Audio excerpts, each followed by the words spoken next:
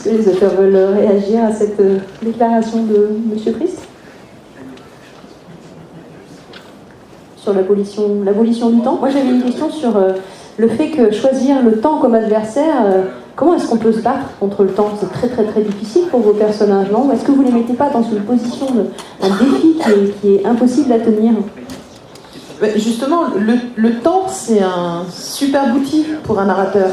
Puisque finalement, le rôle d'un auteur, s'il veut produire des histoires intéressantes, c'est pas de prendre un personnage qui va être assis sur une chaise et à qui il va rien arriver. On va prendre un personnage et on va s'ingénier à lui mettre des bâtons dans les roues, à lui lancer des défis, à le mettre dans des situations compliquées, cocasses. Et donc forcément, jouer avec le temps, c'est quelque chose qui permet de soit pousser un personnage à ses limites, soit le mettre dans une situation où il n'est pas dans son époque, et donc il va y avoir une confrontation à une autre culture ou à l'altérité. On peut trouver des situations qui peuvent être drôles. La cerf qui atterrit en plein milieu du lit de Caligula, en plein milieu d'une orgie, c'était drôle. La cerf qui se retrouve enfermée et qui va devoir participer à un combat de gladiateurs, ça l'est un peu moins. Mais bon, il va arriver à s'en sortir quand même. Donc finalement, le temps, c'était un peu l'outil qui permettait de jouer avec ça et de pouvoir mettre le héros dans des situations où il va faire des choses qui vont être intéressantes pour le lecteur. Aurélie ? En fait, c'est pas seulement un adversaire pour les personnages, c'est un adversaire pour l'auteur, parce que alors c'est une vraie galère avec le temps et les paradoxes temporels. Vous devez vraiment marcher sur des œufs. Donc, j'ai longtemps cherché la solution, d'ailleurs, la résolution de ce texte. Comment vont-ils s'en sortir? Parce que l'adversaire, effectivement, est très très puissant. Et bon, j'espère que je m'en suis bien sortie. Nathalie Stragi, est-ce que le 3e tome Ne dites jamais jamais clôt votre histoire? Ce sera une trilogie, donc? Oui, c'est bien une trilogie, l'histoire est terminée. Et le 3e tome permet de voyager enfin dans le futur. Dans le tome 1 et dans le tome 2, on est à notre époque. Et dans le tome 3, enfin, les personnages découvrent ce futur, l'univers de Pénélope. Et je suis désolée, je vais peut-être encore un tout petit peu spoiler, mais pour vous, les sèche-cheveux, ce sont des objets qui ne sont pas du tout banals, en fait. Méfiez-vous de vos sèche-cheveux, c'est un avertissement important. C'est vrai que quand on pense voyage dans le temps, on imagine souvent une machine extrêmement perfectionnée avec des cadrans et des boutons. Et moi, j'avais envie de prendre le contre-pied de ça, d'imaginer une autre façon de voyager. Dans la trilogie, on voyage dans le temps avec de la volonté, de la concentration, en tenant compte du cycle de la Lune, et aussi on voyage plus facilement quand il y a du vent. Le vent vous emporte plus facilement. Et nous, on a tous presque une machine à la maison qui fabrique du vent. C'est le sèche-cheveux. Donc du coup, Pénélope, quand elle découvre le sèche-cheveux chez Andrea, elle s'en empare et elle ne veut plus le quitter parce qu'elle espère que ce sèche-cheveux va l'aider à rentrer chez elle.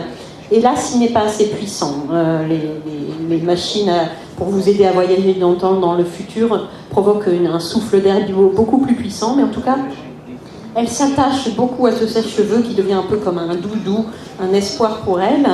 D'ailleurs, le sèche-cheveux figure sur la couverture, ça c'est le choix de l'éditeur.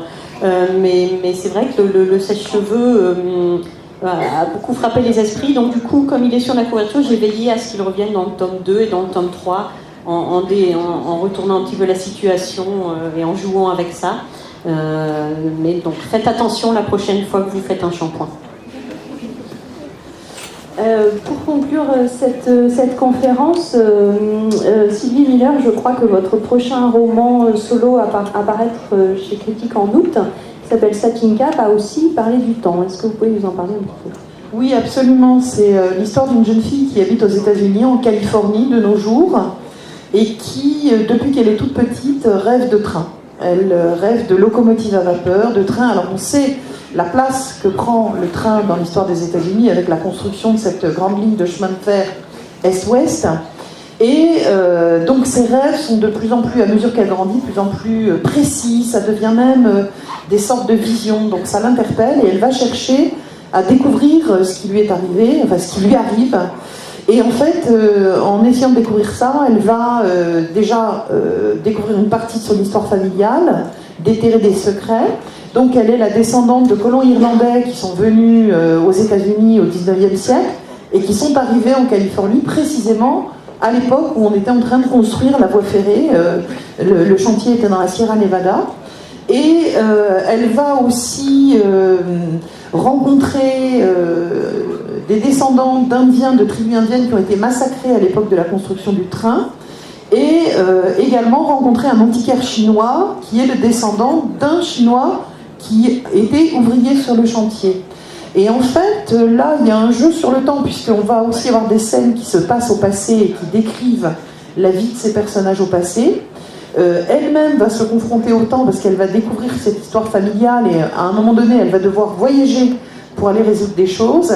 Et elle est aussi confrontée au temps parce qu'il y a des phénomènes magiques qui se passent en elle, puisque c'est une fantaisie urbaine, donc forcément il y aura de la magie. Il y a donc finalement une forme de magie qui se retourne contre elle et le temps lui est compté. C'est-à-dire qu'elle risque de mourir si elle n'arrive pas à résoudre ces problèmes-là. Alors là, on trouve de la magie chinoise, on trouve évidemment du chamanisme, les grands esprits, les animaux totems, et le tout conjugué effectivement avec le temps, les visions au passé, et comment toutes ces histoires de famille, puisqu'en fait il y a des personnages au passé, il y a 200 ans, qui se sont croisés à un moment clé sur la construction du train, et ça va avoir une incidence sur leurs descendants aujourd'hui. Donc voilà aussi le jeu sur le temps, mais dans un contexte beaucoup plus contemporain et historique également, puisqu'on va aborder des éléments clés de l'histoire des États-Unis.